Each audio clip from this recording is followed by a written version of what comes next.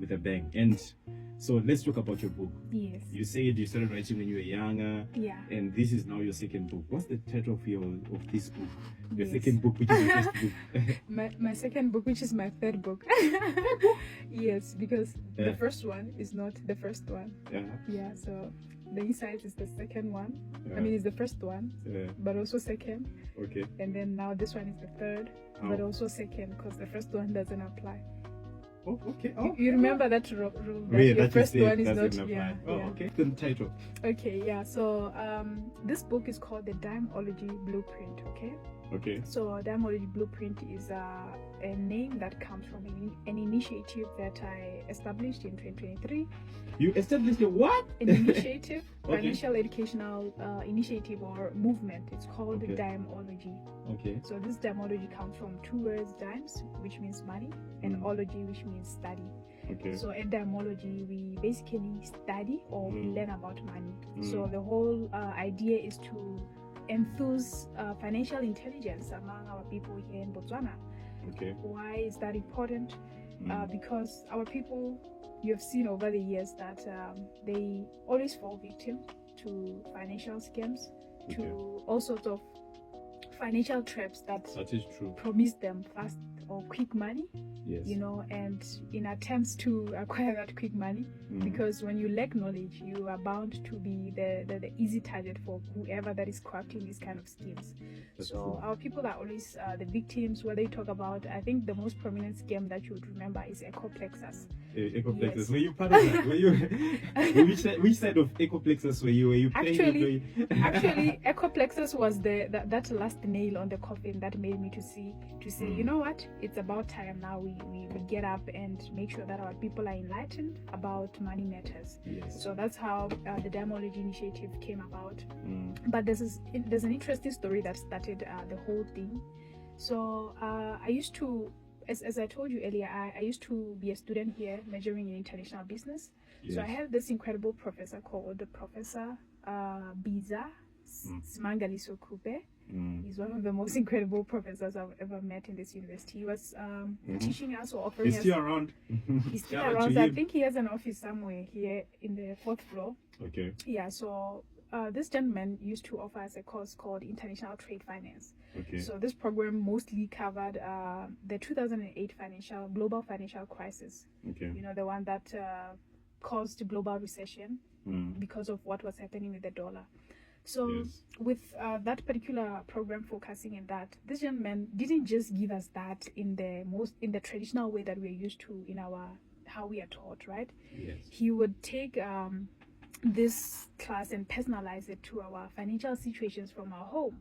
Okay. We used to have vulnerable conversations whereby as Takudzwa, he would ask you, okay, Takudzwa, tell us how you're using money in your family. Tell us how when your parents get the salary, what is it used for and what is it that remains? Are there any mortgages that are paid? Yes. And then we would break down all these expenses and, you know, diagnose maybe the problem or the leaks that are possibly existing in your family financial I don't know how to call it, the movement situation situation that is happening, yes. the inflows and cash, the Yes. inflow and outflow of cash, the cash flow Absolutely. within different families. Absolutely. So break it down in a class.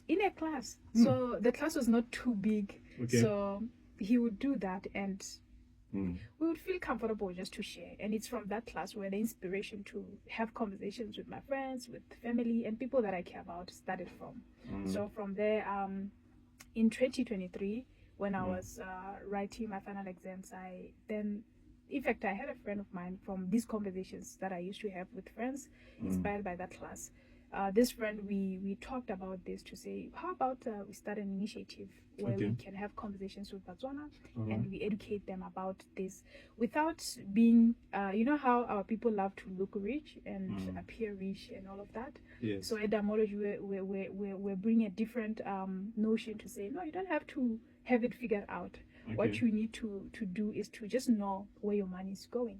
It's just for you to understand where your money is going. That's the starting point. Okay. And then if you're able to understand where your money is going, if there are any leaks, you'll be able to notice those leaks. And then that's the starting point.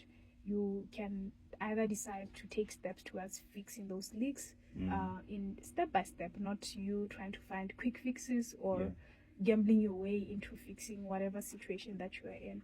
Okay. So just like that in 2023, Dimeology started, where we had conferences.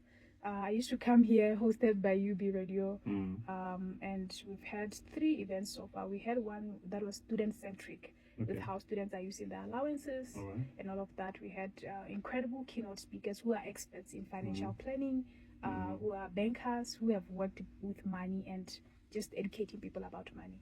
So it's from these events, it's from these sessions that we've had, where people kept on saying, you know, we have learned these things, but then we want to have them in a comprehensive manner, where 2 hours is not enough to learn everything. How about these lessons, we put them in a book? And that's how Dimeology Blueprint came about, a culmination of all these lessons and other things that maybe in the 2 hours of our events we cannot cover. Yes. Okay. Yeah. That's interesting. So what was your interest from international business as your major? Yeah. Then even up to now, because Yes. it's one thing to write a book, right? Yes. Then it's one thing to continuously be involved in that space of Absolutely. talking about financial intelligence. You're still on Yes. it. What do you think? Of course, you spoke about your classes that you had. Yeah. But do you think it's something that do you think you have found your space in that? Do you think you are more into finance than you are into other things? Yeah.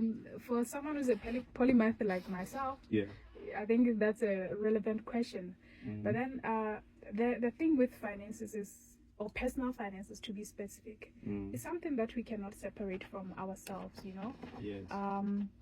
As I was saying, we are always taught to have certain life skills. You're expected to learn how to cook just for your own good, right? You're expected to be able to have personal hygiene just for your own good and for your health. But then also financial intelligence is one of those things that we tend to overlook, which is also a life skill. Why? Because the world that we live in today, everything revolves around money. Right now, we have been told by experts that the economy of this country is expected to go down in this particular quarter of the year. But if you don't have financial education, you just see prices going up. You don't know what's happening. When people talk about inflation, when our leaders are discussing SONA and the budgets, to you think they're just making speeches. But then these are things that ultimately they affect even how you save, they affect even the rates of interest, they affect almost everything around us and money. So I believe that money, or the relationship that we have with money, is something that each and every person should go after. Each and every person should embrace from a young age, even children who are still young. It's a culture that we should build and teach kids that, you know, if you're given 5 pula, at least save 1 pula. They grow up with that culture, knowing that they need to practice that for their own good. Money conversations are very, very important. Very imperative. So if you had to speak to a 5-year-old today, to speak to someone who's young, because I like the fact that you spoke about how important it is to young kids. If you had to meet maybe your sibling of yours or somebody who's so young, maybe just starting school, what financial advice would you give them? That's a beautiful question. So the Jewish people, they have this concept that we used to talk about when I used to come here. It's called 7 jars. Okay. So when a Jewish child is 3 years old, they're taught that there are 7 jars. They'll be having jars put in that room. The other one is labeled savings. The other one is labeled tithes. The other one is labeled charity. The other one is labeled just different things that you can think about. So this develops in these children a mindset of knowing that when I have my money, I don't just spend all of it. There's the portion that is for spending. There's a portion that is for keeping or saving. There's a portion also that they is divide the money into those different things before they never... spend. Before they spend, so they'll know this glass is specifically for my candy or whatever. Yeah. So I think if I can meet a kid that young, the same knowledge, because that's the basic thing. That's how they start building today we know the Jewish people as those people who their money moves around within their community 7 times, whereas us Africans or black people, our money apparently moves just once and then it's out of the ecosystem. Why? Because we don't have this kind of education. Well, this is pretty much interesting because recently I was going through one of my classmates' posts on LinkedIn, and I remember commenting on it, where she was saying that I wish I knew earlier that, you know, I was saying that I used to say my allowance was little, but I wish I would have saved from that. And then someone also even said, for me, I started saving, I think, the last semester only, so I wish I would have started a bit earlier. So you see that savings is also a very important thing. So we're going to play some more music. Then after this, we're going to now get into the book itself and start to talk about some of the things that are in the chapters. Of course, I know you've already started to unpack. As you told, I like what you spoke about the Jewish culture, where they divide the money into 7, and I'm sure there's savings, something also religious, something, you know, so that every amount that you get, so there's discipline involved, right? There's a lot of discipline.